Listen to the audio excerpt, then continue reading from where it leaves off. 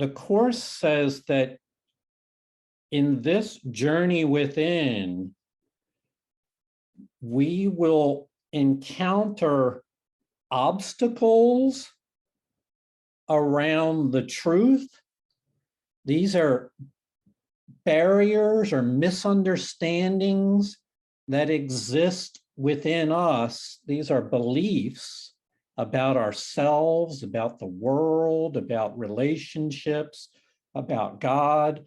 We'll find all that as we journey within.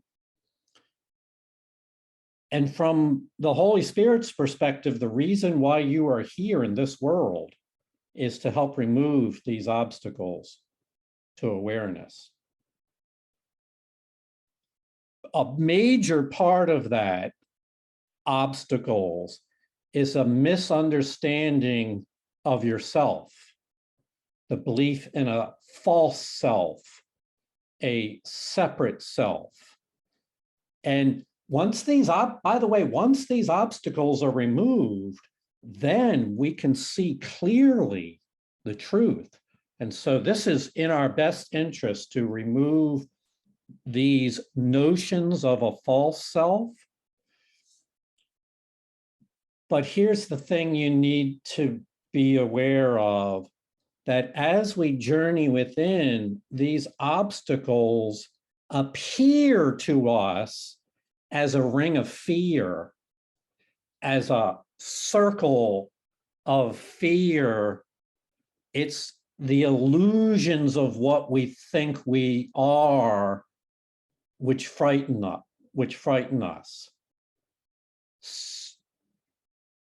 So that's the outer circle, a circle of fear. It's an illusion of fear.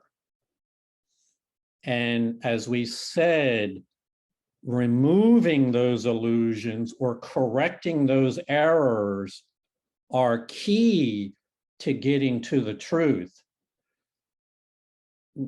The comfort of this program is that you don't need to enter into that journey by yourself, that you have a guide that will go with you and lead you past these illusions of self.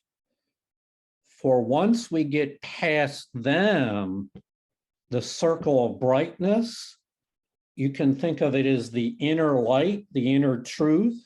Most people think of it as God within. A Course in Miracles, we call it the real world. We get through the obstacles into the real world within. And that is what we've been talking about all this time in the past months, is a holy place within us where we can rest and be at peace, where all the notions of guilt and fear are laid to rest, and we're released from all the dreams that we had made. I don't think there could be a better place for you, Jerry, to start from the premise that you stated, which is, I am bored out of my mind. What a great way to start the Course in Miracles, because that's where we gotta, you'll see as we read along. You have been told to bring the darkness to the light and guilt to holiness. And you have also been told that error must be corrected at its source. Therefore, it is the tiny part of yourself, the little thought that seems split off and separate, the Holy Spirit needs. The rest is fully in God's keeping and needs no guide. Yet this wild and delusional thought needs help because in its delusions, it thinks it is the Son of God, whole and omnipotent, sole ruler of the kingdom. It's set apart to tyrannize by madness into obedience and slavery. This is the little part you think you stole from heaven. Give it back to heaven. Heaven has not lost it. but you have lost sight of heaven. Let the Holy Spirit remove it from the withered kingdom in which you set it off, surrounded by darkness, guarded by attack, and reinforced by hate. Within its barricades is still a tiny segment of the Son of God, complete and holy, serene and unaware of what you think surrounds it. So we start with the idea that the error must be corrected at its source, which begs the question, where is the error? When it comes to your thoughts and feelings about yourself and life and love, where are the errors? And the ego would have you project that problem out of you into the world and say the problem's out there.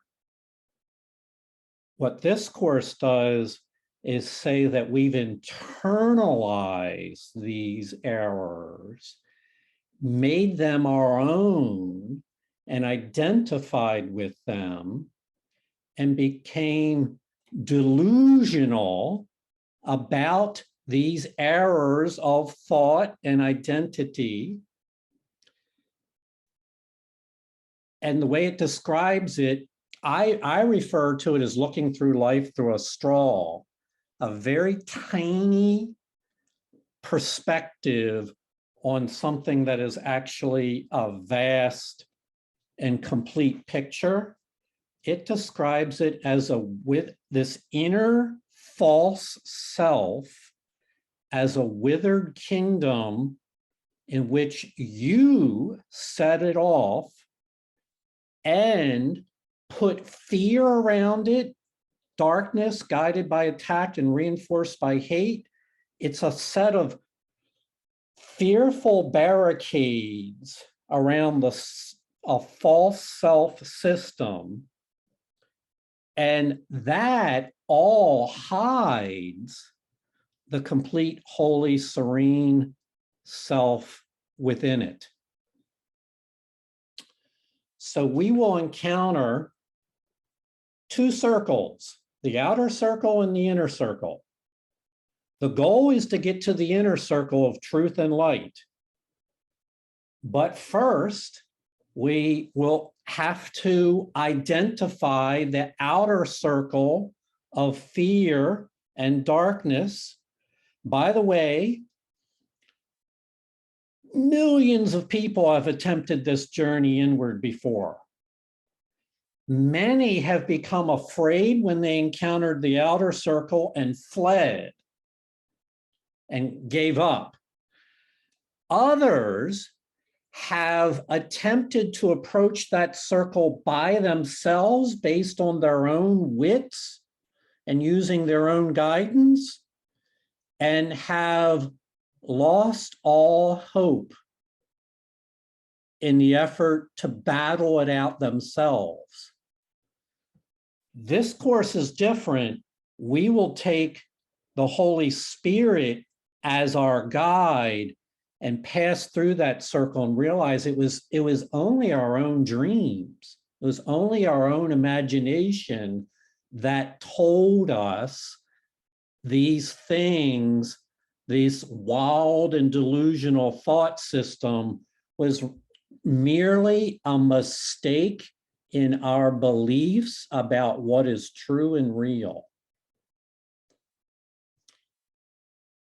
And we'll say this a number of times in a number of different ways so that perhaps some language or symbol connects with you.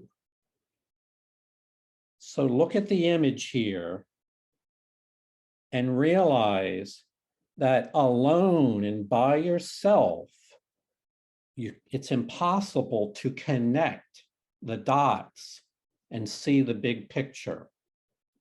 You must move past the tiny straw view of life and of yourself as existing through a tiny straw. David? Be you not separate, for the one who does surround it has brought union to you, returning your little offering of darkness to the eternal light. How is this done? It is extremely simple, being based on what this little kingdom really is.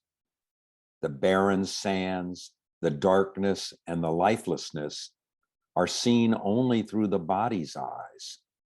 Its bleak sight is distorted, and the messages it transmits to you who made it to limit your awareness are little and limited, and so fragmented they are meaningless. It's so little and so fragmented, they are meaningless. By themselves, these little fragments have no meaning. We're talking about the very human experience of deciding for yourself and by yourself what you are. It takes the form of a false belief about you, and then that is extended to include everybody else's life in the world. But it starts with a notion that that's up to you to decide what you are, and results in this limited, little, fragmented view that ultimately is a delusional system that is meaningless. So much of my life, I labeled myself as the lone wolf, you know, and I felt so separate, but I thought my ego told me that was a good thing. You know, it was really good to be alone and separate and a rebel and all of those things. This is just so incredible.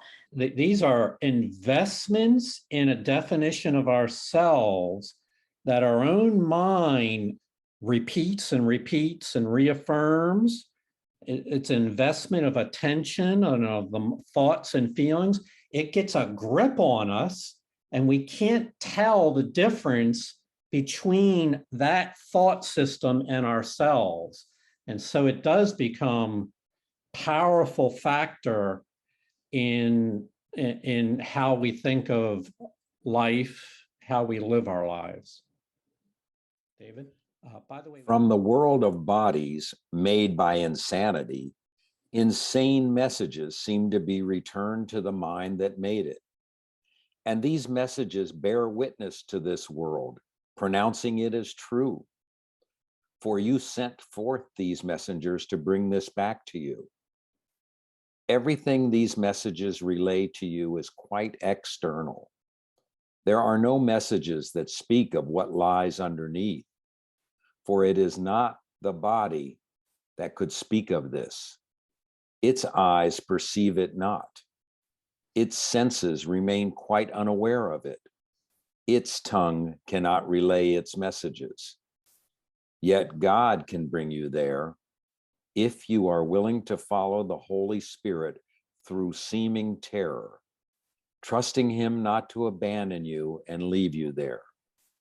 For it is not his purpose to frighten you, but only yours. You are severely tempted to abandon him at the outside ring of fear, but he would lead you safely through and far beyond. This is at a very young age, perhaps 5 years old, 6 years old, certainly by the time one is 7 or 8, but it starts very young. We formulate a sense of what kind of person am I? Does my mom and dad love me? And when they don't love me as much as I want, what do I need to do to get them to love me more? All those types of questions, not that they're intellectually formulated, but on the inner plane, we formulate a viewpoint. We look out at the world to confirm those viewpoints. These are send forth these messages to bring this back to you. These messages relate to you, but they do not speak of the light within you, the truth within you. They speak of your own theory of self. Our goal is to move beyond those messages that you and I created to the light within us, what lies beneath us. And here's where Course in Miracles is very clear, that if you're willing to follow the Holy Spirit through these outer messages, which are delusional and confusing and full of fear, if you're willing to follow her through those illusions, then you can reach the circle within. Many have abandoned the Holy Spirit at the outer ring of fear and fled. That's the impulse to, here's in psychological language, when you encounter your own shadow, your own, some people will call them your own demons, it's natural to become frightened and want to flee. What this course does is say you should not attempt to encounter those things by yourself. Be willing to follow the Holy Spirit through this experience. The circle of fear lies just below the level the body sees and seems to be the whole foundation on which the world is based. Here are all the illusions, all the twisted thoughts, all the insane attacks, the fury, the vengeance and betrayal that were made to keep the guilt in place, so that the world could rise from it and keep it hidden. Its shadow rises to the surface, enough to hold its most external manifestations in darkness, and to bring despair and loneliness to it and keep it joyless. Yet its intensity is veiled by its heavy coverings and kept apart from what was made to keep it hidden. The body cannot see this, for the body arose from this for its protection, which depends on keeping it not seen. The body's eyes will never look on it, yet they will see what it dictates. They refer to it as a circle of fear, an inner circle of fear. It's just below the level in which the body's eyes see. Therefore, it's not impossible for you to detect the awareness of this circle of illusions. It's just below your body's eyes, not meaning physically below, but just slightly beyond the sight that your eyes will see. And from that, it appears that the foundation of the world is based on these beliefs. That's where the illusions are. This shadow world within then gets projected outward into the external world and into relationships, seems to determine what the world is at large. It's the ego's goal to hide all this from you, to keep it from your awareness so that you would never investigate, so that you would continue to be driven by the shadow of fear and not question its reality. That doesn't mean it's impossible for you to see, but it's just beyond what the body's eyes will recognize. And so one of the things that happens with any spiritual program is it starts to open this heavy covering, this veil, starts to open the veil so that you can peek inside, realize that there's a shadow work to be done within. Many spiritual programs do this. Yeah, my lesson for today, lesson 22, is what I see as a form of vengeance. Yes. And where does that vengeance lie? In the circle of fear. In the outer circle of fear. But I wind up believing it because I send those messages outward. I wind up believing that they're true of the world without. That's the first level of foolery, is believing the problem lies out there, not within me. 700 years ago in Spain, Teresa of Avila wrote about this experience. She called it the interior castles, because they lived in stone castles then. She called it a journey of interior castles, like a circular pattern of going deeper and deeper and deeper within and encountering the shadows along the way, all for the purpose of getting to the light within at the end. Why do I mention this? Only because this is not new. This questing to go within is not new. It's spoken of. The body will remain guilt's messenger and will act as it directs as long as you believe that guilt is real. For the reality of guilt is the illusion that seems to make it heavy and opaque, impenetrable, and a real foundation for the ego's thought system. Its thinness and transparency are not apparent until you see the light behind it. And then you see it as a fragile veil before the light. There are two levels of distraction that go on. The first one is what would appear to be the outer world, appears to be separate, but as we read just earlier, is actually the shadow of your inner world projected outward. So that's the first, and that, as we know, that occupies the attention of a great many people for a great many years. The outer world as the source of my unhappiness. Then there's a second shield, which is in our inner world. It's the shield of circle of fear, the shadow. Here it calls it a fragile veil before the light. This heavy seeming barrier, this artificial floor that looks like rock, is like a bank of low, dark clouds that seem to be a solid wall before the sun. Its impenetrable appearance is wholly an illusion.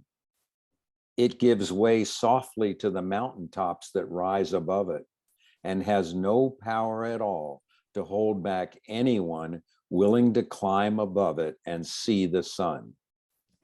It is not strong enough to stop a button's fall, nor hold a feather.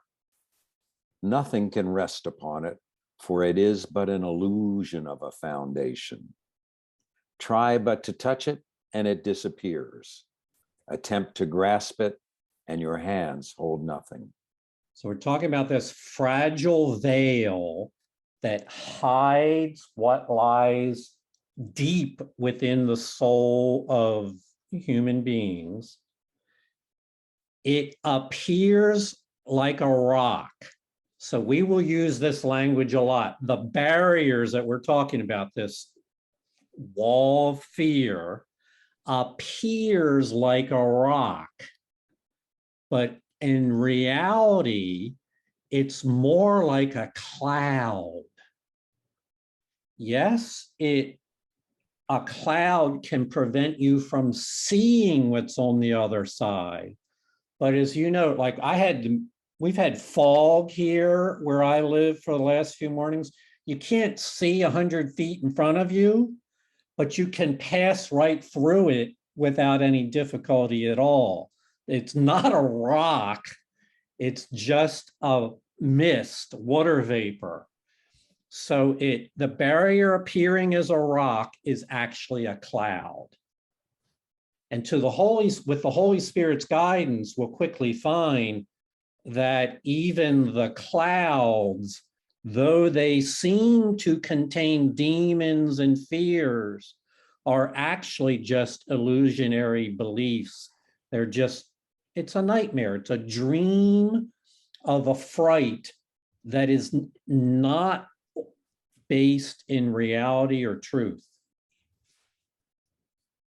I've said this before in the past, but it just comes up so vividly right now, is that years and years ago, I did a fire walk.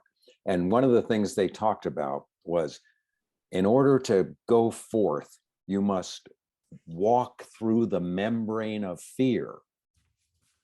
And the membrane of fear is something that we construct to stop ourselves, that we construct and make real, but it's purely an illusion. And we can walk through that membrane of fear. And these paragraphs just spoke to me just like that.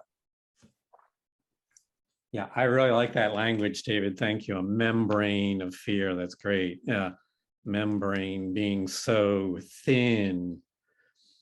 Leanne? I won't be long. I just have to say, Holy Spirit works in amazing ways. David, I was just last night thinking about my own firewalk, recalling the experience. We're just all one. I cannot believe this. Like, I haven't thought about that in, well, I don't know, 5 years, 4 years. I don't know. It came across my brain and with a mind, and I was like, why is that coming? And what's the message? And there you go. It's always in the next paragraph, huh? Thank you, David. That's beautiful. David? Yet in this cloud bank, it is easy to see a whole world rising. A solid mountain range, a lake, a city, all rise in your imagination. And from the clouds, the messengers of your perception return to you, assuring you that it is there. Figures stand out and move about. Actions seem real, and forms appear and shift from loveliness to the grotesque. And back and forth they go, as long as you would play the game of children's make-believe. Yet however long you play it, and regardless of how much imagination you bring to it, you do not confuse it with the world below, nor seek to make it real. And this is the gift of practicing the workbook in the course, is regardless of how much of imagination you may have given to what appears as the outer world, it frees us from our meaningless thoughts that show us a meaningless world. It helps us to realize what we see out there should not be confused with the world within. And that we should not believe that the meaningless thoughts that show us a world of fear are the same as the truth that is contained within us. It makes that distinction and then allows us to choose whether we want to continue to invest in the messengers of our own perception. So should it be with the dark clouds of guilt, no more impenetrable and no more substantial. You will not bruise yourself against them in traveling through. Let your guide teach you their insubstantial nature as he leads you past them. For beneath them is a world of light whereon they cast no shadows. Their shadows lie upon the world beyond them, still further from the light. Yet from them to the light, their shadows cannot fall. So with the help of Holy Spirit's guidance, these shadows will not bruise you as you pass through them. Let your guide, the Holy Spirit, teach you these shadows are insubstantial And our goal is not to linger in the shadows, but to go past them, for beyond them, beneath them, deeper within your being is a world of light where there are no shadows.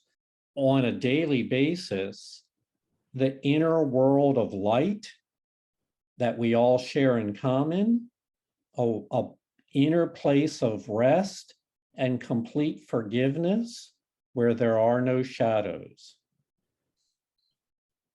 And Holy Spirit knows the path, a labyrinth, yes, where there's really high hedges. And you, by yourself, you wouldn't know how to move forward. But with a guide who knows the way, you can cut right through all this.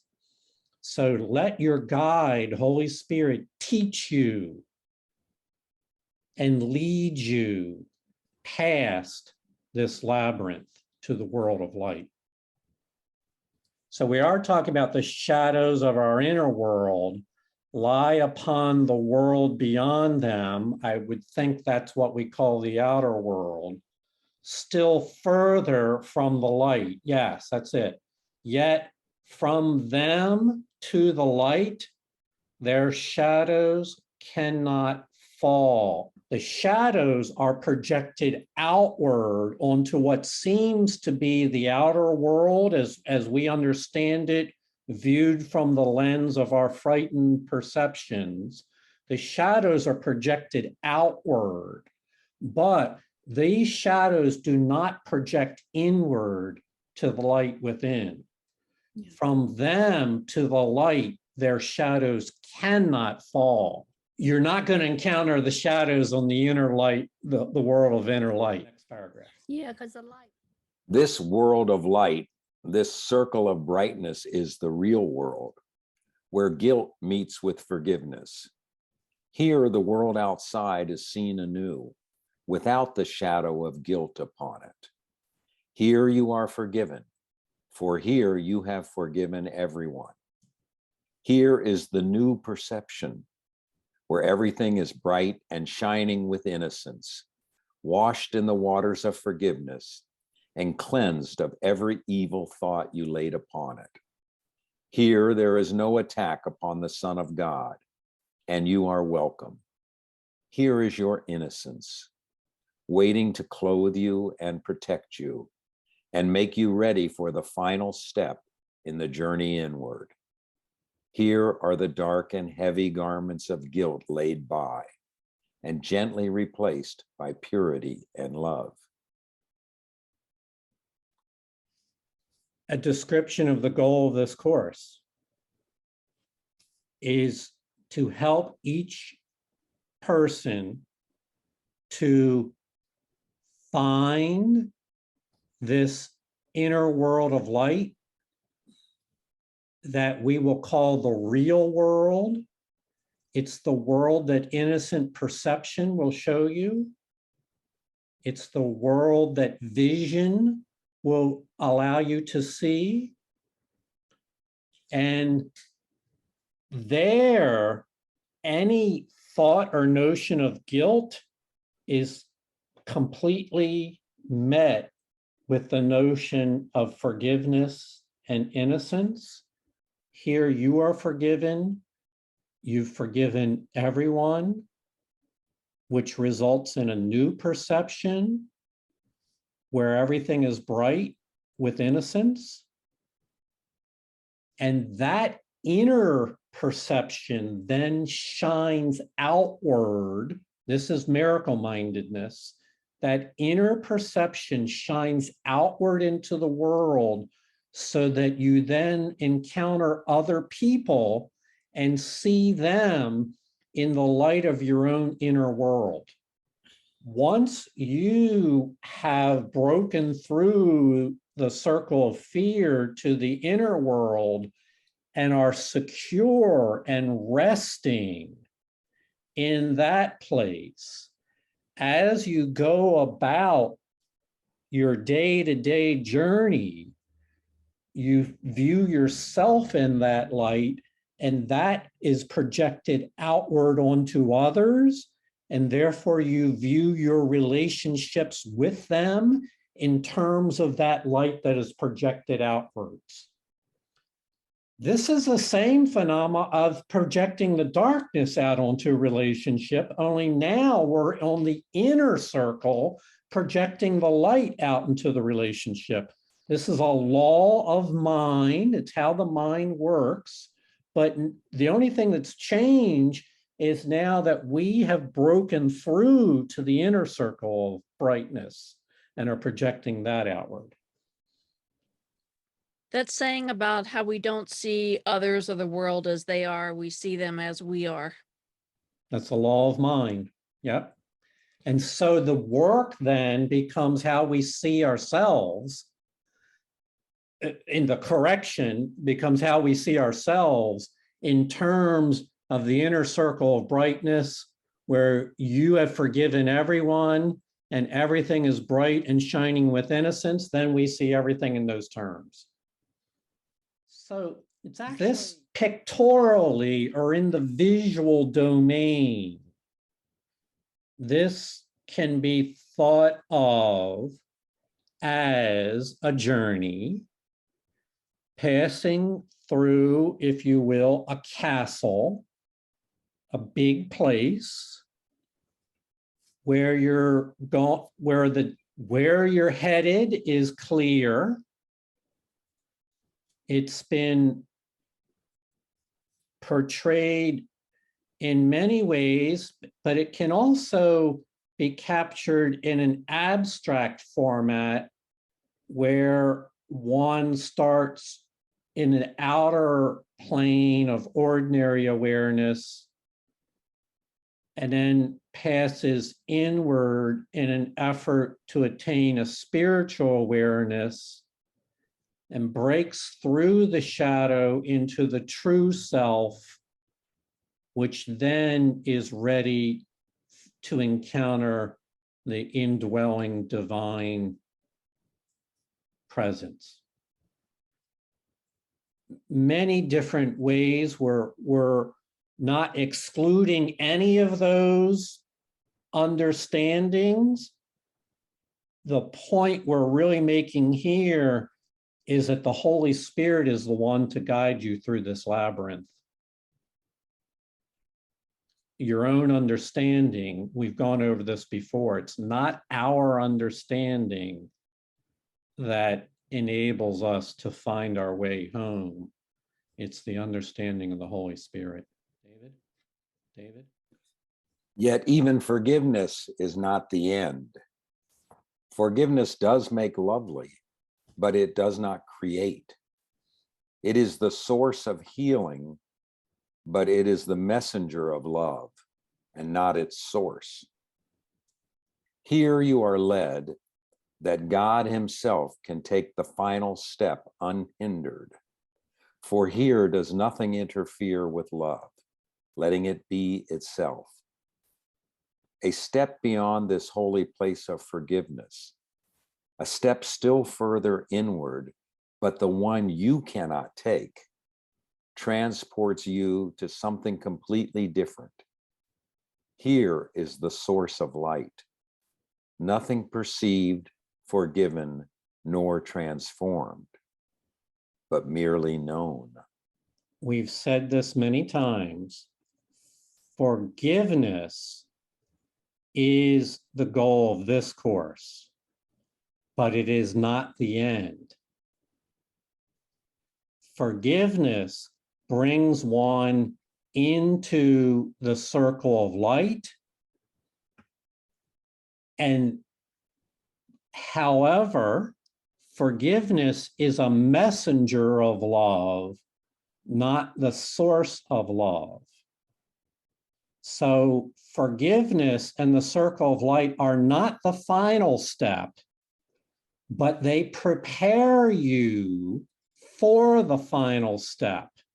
It's a step beyond the place of forgiveness, still further inward, so the direction remains the same, But the final step is one you cannot take of your own self. It's a step beyond learning. So that's where we illustrated a moment ago that the inner circle of light brings you to an awareness of your true self, but there's still one final step beyond that. And David, this is what goes beyond this course. However, you can see to bring you to the final step is to take you in the right direction and to prepare you for the final step. It says in other places that only God will take the final step when you're ready. God will take the final step. That's also a step into the domain of knowing. It's beyond perception into the domain of knowing. Believe it or not, we're talking in general terms today. We're pointing to the circle of fear and the inner circle of light, but there are pieces to the circle of fear that we will go over in chapter 19 that are not going to be discussed today. We'll just think of it as a circle of fear, not knowing what it contains. This course will lead to knowledge, but knowledge itself is still beyond the scope of our curriculum. Nor is there any need for us to try to speak of what must forever lie beyond words. We need remember only that whoever attains the real world, beyond which learning cannot go, will go beyond it, but in a different way. Where learning ends, there God begins. For learning ends before him who is complete where he begins, and where there is no end. It is not for us to dwell on what cannot be attained. There is too much to learn. The readiness for knowledge still must be attained. We are getting ready for knowledge. As it says, it's not for us to dwell on what cannot be attained, what cannot be learned. Our goal is to be happy learners and learn forgiveness, learn to practice release of ourselves and of others. Everything else will take care of itself. As it says, whoever attains the real world, true forgiveness, beyond and learning cannot go beyond the real world. Whoever attains the real world will go beyond it, but not with fear and guilt and judgment, but in a different way, free of fear, free of guilt, free of judgment, free of the past, free of worry about the future, free of all that. So our goal is a goal of learning, but we acknowledge there is a stage where learning ends and we go beyond that. So we focus now on getting ready. Hearing you on many occasions say, that's beyond the scope of this curriculum. This is, in my recollection, and I know we talk about how the course continues to repeat itself with different verbiage and in different kinds of ways. But this, I don't recall ever reading a sentence so absolutely clear as this course will lead to knowledge, but knowledge itself is beyond the scope of our curriculum. Has it ever been stated that clearly so far? Because my memory is not that good. I remember when we were talking about climbing the ladder and getting to the last step, and that then this last step is beyond the scope of our curriculum, the last step of knowledge and the last step of the divine light. But so clearly stated here that it just jumped out at me. It says it in other places, but perhaps the language is more poetic and mystical. But right even in chapter 1, they were talking about the stage of getting ready, getting ourselves ready. It wasn't obvious what they meant ready for what, but now it says the readiness for knowledge must be attained first. Pure and ultimate love, beautiful as that sounds, would be frightening to someone that is not ready. Because pure light would immediately illuminate all the unprocessed guilt and fear and judgments that one has. And one must first be willing to release those things. And when that state of forgiveness that we read about in the previous paragraph is attained, then you're ready for pure light. We're in a stage of learning. The stage, David, they talk about here is a stage beyond learning, which is beyond, this is a curriculum, a course in miracles. There is stages beyond the curriculum, beyond learning, and we point to it, but don't attempt to teach what it is, what you will do for that. We attempt to teach what you have to do to get ready for it.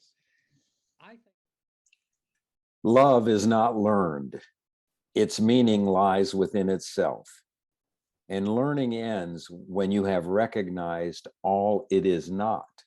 That is the interference. That is what needs to be undone. Love is not learned because there never was a time in which you knew it not. Learning is useless in the presence of your Creator, whose acknowledgement of you and yours of Him so far transcend all learning that everything you learned is meaningless, replaced forever by the knowledge of love and its one meaning. We are continuing on the line of thought we just read about, that we're getting ourselves ready for knowledge. We're getting ourselves ready for pure love. We're in a stage of unlearning the interference that is currently built around our circle of light. That's the phase that the Course teaches, things that can be learned to let go of judgment, guilt, and fear. And with the certainty that once you break through that circle of fear to the inner circle of light, yes, there's further to go, but there's certainty that you will attain the ultimate goal of divine union once you have reached that inner circle, once you've gotten yourself ready.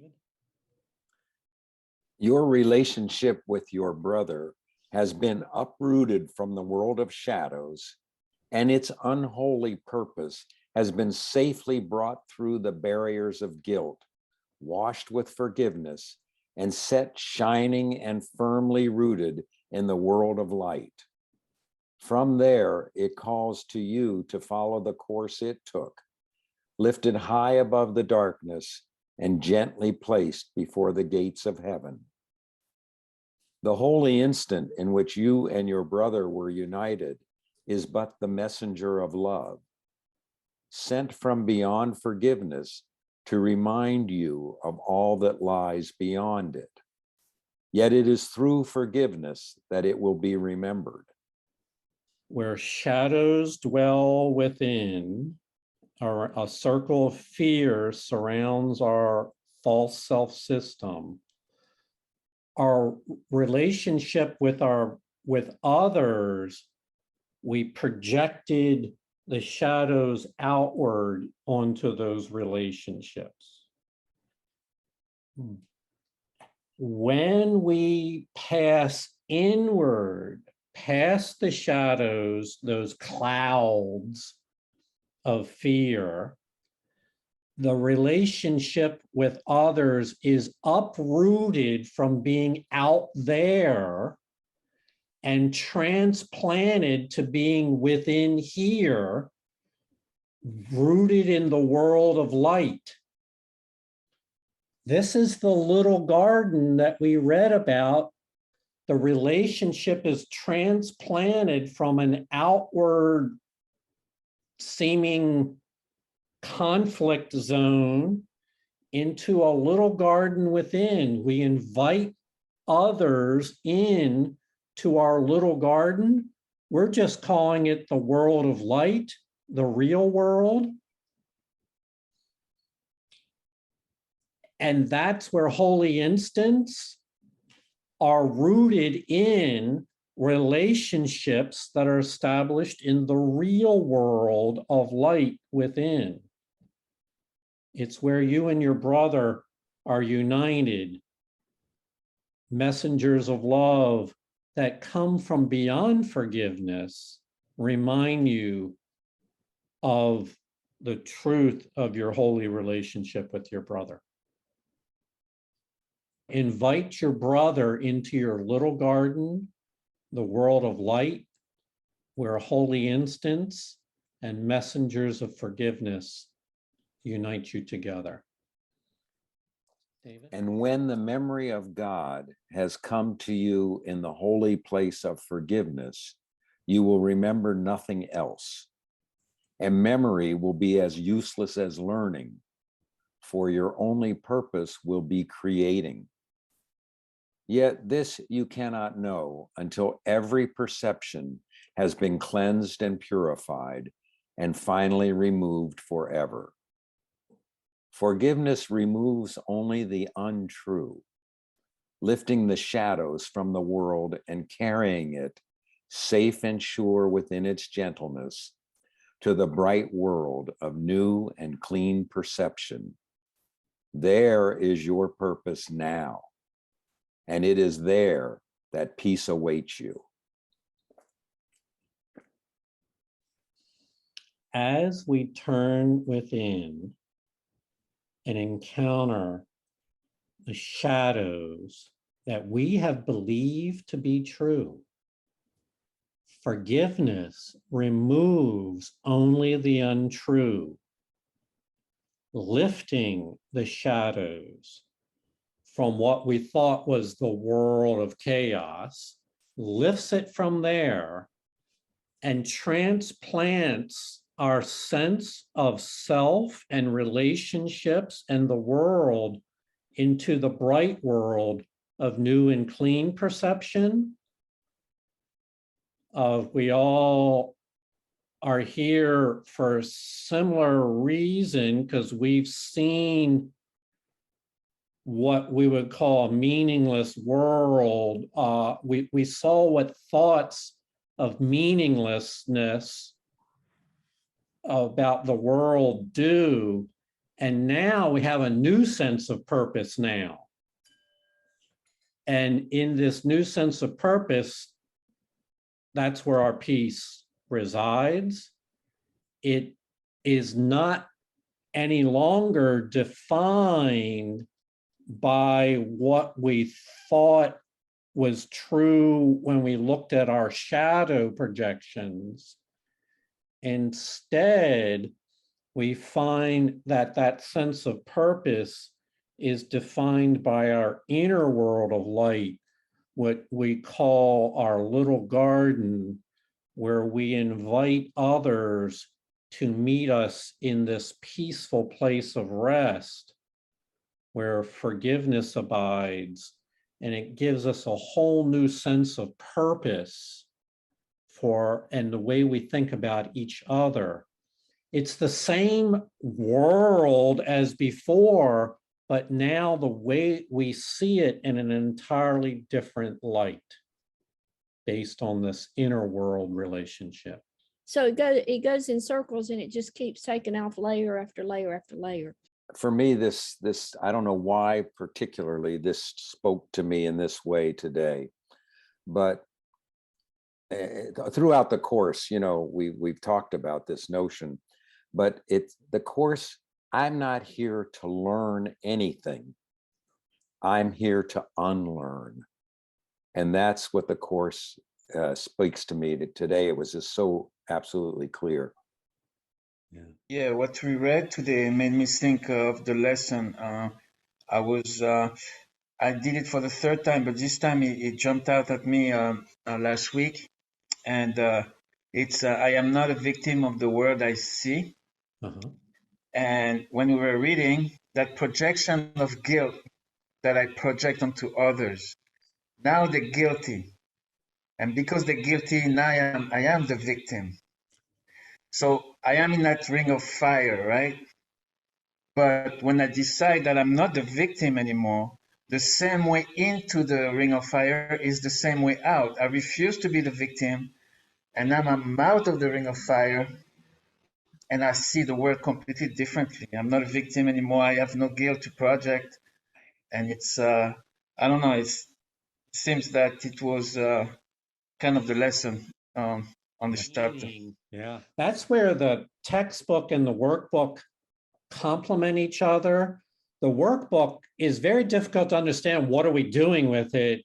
And without the help of the text, the text gives us the framework, the philosophic background, and then the workbook is the practice manual.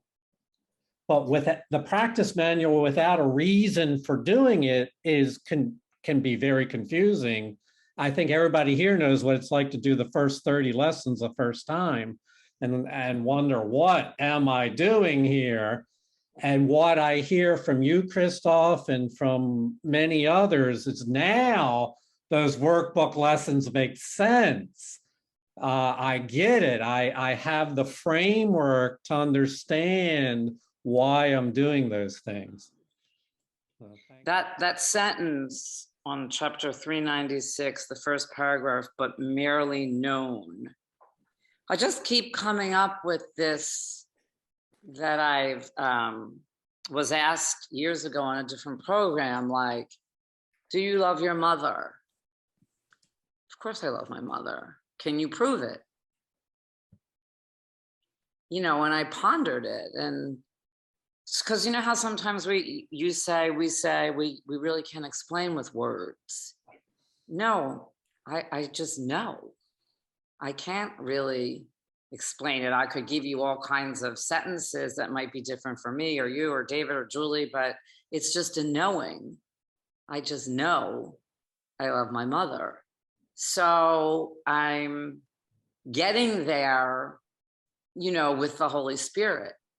It's just experiential, right? Like, is the Holy Spirit really there?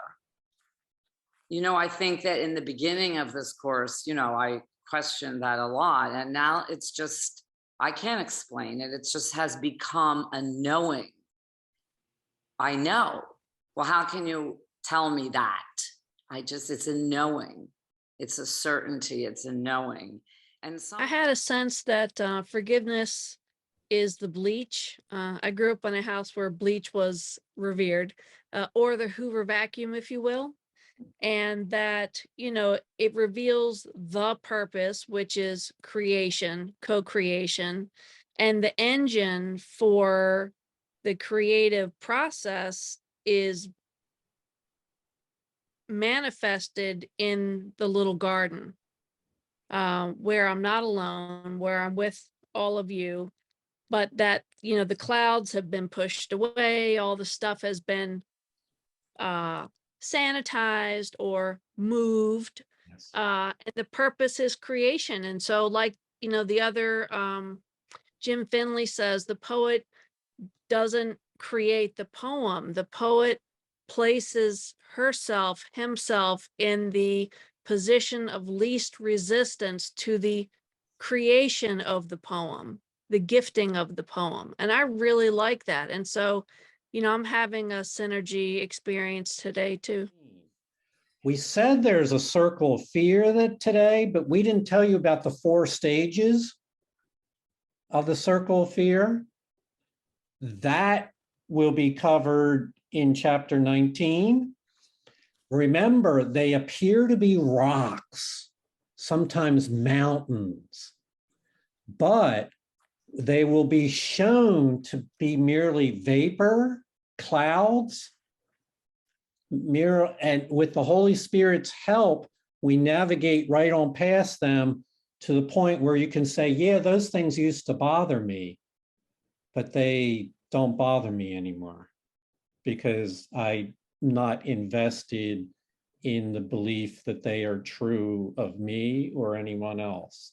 I've divested my faith from those things to the inner world of light, the little garden.